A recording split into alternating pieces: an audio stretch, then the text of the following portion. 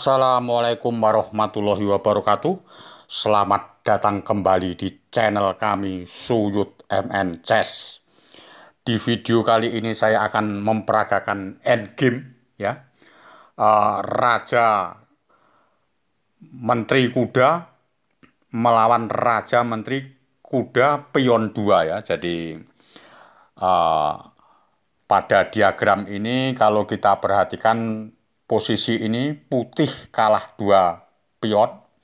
Menteri Putih sudah cukup puas jika berhasil memaksakan remis ya, tetapi tunggu dulu. Posisi Menteri Hitam ini tidak ada yang mengawal, mungkin dapat dimanfaatkan selain itu ya. Kalau Raja Hitam salah lari bisa berakibat fatal dan bisa mematkan ya. Oke, jadi ini eh, tutorial ini guban dari KAL Kubel ya, pada tahun 1923 ya, mungkin ini ya sudah lama sekali. Dan tapi ini bisa untuk bahan pelajaran untuk adik-adik junior dan kawan-kawan catur ya. Oke ya. Mari mulai kita di atas papan. Saya sebutkan dulu untuk mungkin difabel atau apa bisa mengikuti juga ya. Rajanya posisi putih ini di B1, menteri di F5, kuda di G4 ya. Perlu dicatat mungkin atau perlu diingat-ingat sama yang mengikuti yang difabel ya. Sedangkan hitam ini raja posisi di H3, menteri di E7, tidak ada yang mengawal menterinya.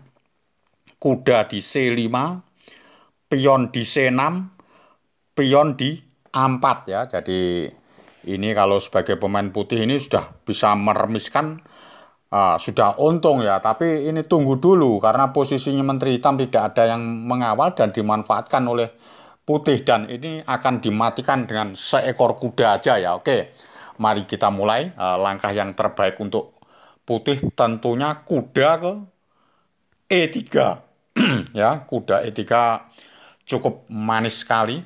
Jadi langkahnya tentunya kalau raja di H4 nggak mungkin karena cekmat di G4 ya. Oke, tentunya raja di G3 ya. Kalau raja H2 nggak mungkin karena raja di H2 berakibat fatal juga karena salah lari ya. Kalau raja H2 tentu adik-adik junior sudah bisa sendiri dengan menteri F2 dan raja H3, menteri G2 dan seterusnya. Oke ya, paham ya. Jadi saya kembalikan posisi kalau raja di H2 tentunya raja di G3, barulah dicek lagi dengan menteri ke G4 ya.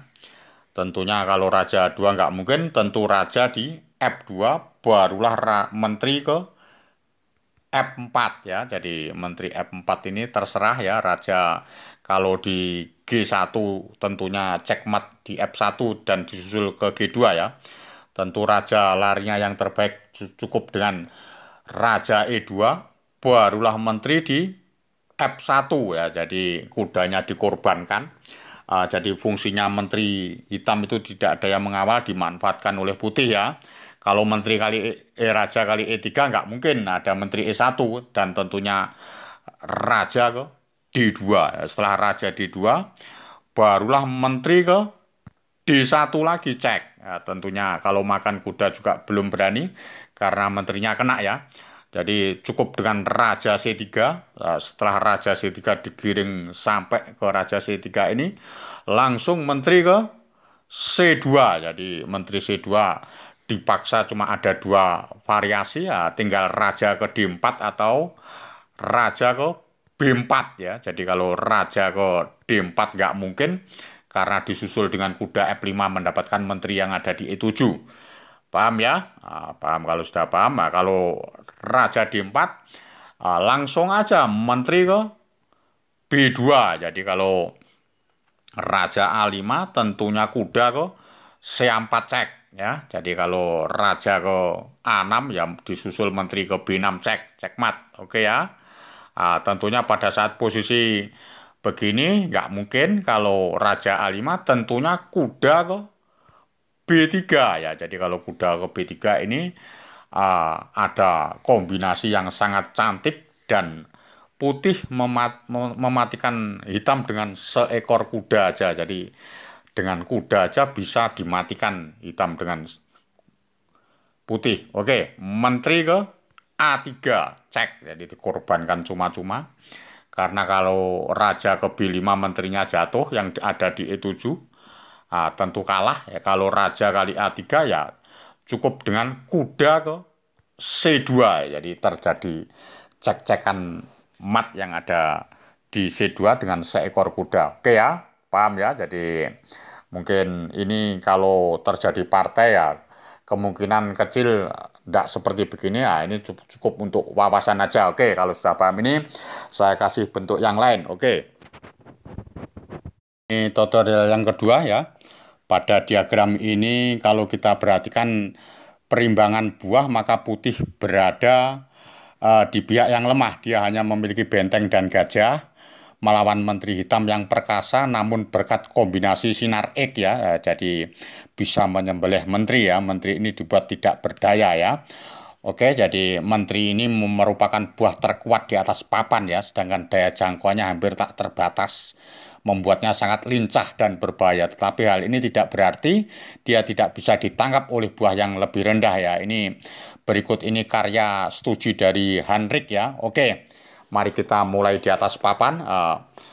Saya sebutkan dulu untuk Raja Putih posisi di C1, bentengnya di A5, gajah di H5, sedangkan pionnya di C2, pion di G2, pion di H3 ya. Sedangkan hitam ini posisinya kurang bagus ya, jadi menterinya kurang bagus juga, menteri di G8, rajanya di C6 ya, jadi berwarna terang, petak terang ya, pion di A4, pion lagi di G7, pion lagi di H6 ya, jadi paham ya. Jadi mari kita mulai di atas papan.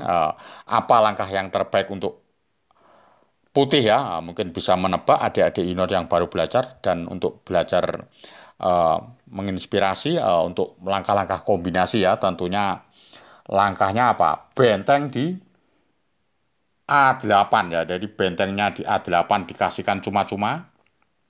Ya, jadi kalau menteri kali A8 tentunya gajah di F3 ya. Oke, jadi menterinya tentunya di A2 ya. Jadi larinya cuma bisa di A2, lari kemana aja nggak bisa ya. Jadi suatu misal lari ke E6 ada benteng A6 ya kan. Ada benteng A6 nggak bisa, kena menteri juga. Kalau lari di H7, tentunya langsung disembelih dengan gajah ke G6 ya. Jadi kalau menteri kali G6 ya juga kalah dengan benteng A6 ya. Jadi kalau balik lagi ada benteng ya. Oke ya, jadi kalau menteri kali A8 ya gajah F3 ya, tentunya langsung kalah. Oke ya, paham ya. Jadi langkahnya setelah benteng di A8 barulah menteri di A2, baru dikombinasi sama putih benteng kali A4 ya. Jadi langsung tanda seru juga benteng kali A4, langkah bagus karena melihat menteri kali A4 terjadi gajah E8 ya. Jadi sinar X-nya langsung tembus gajah E8, tentu langsung kalah ya. Apa? Tentu sudah tidak ada tempat untuk menteri ya, dan dipastikan ini menyerah. Oke, jadi saya akhiri sampai di sini dulu ending kami dari jika senang dengan ending kombinasi sinar X dan cara mematikan dengan seekor kuda, maka silakan subscribe, like, komen, dan nyalakan lonceng notifikasinya. Salam Gen Unasumus, kita satu keluarga. Wassalamualaikum warahmatullahi wabarakatuh.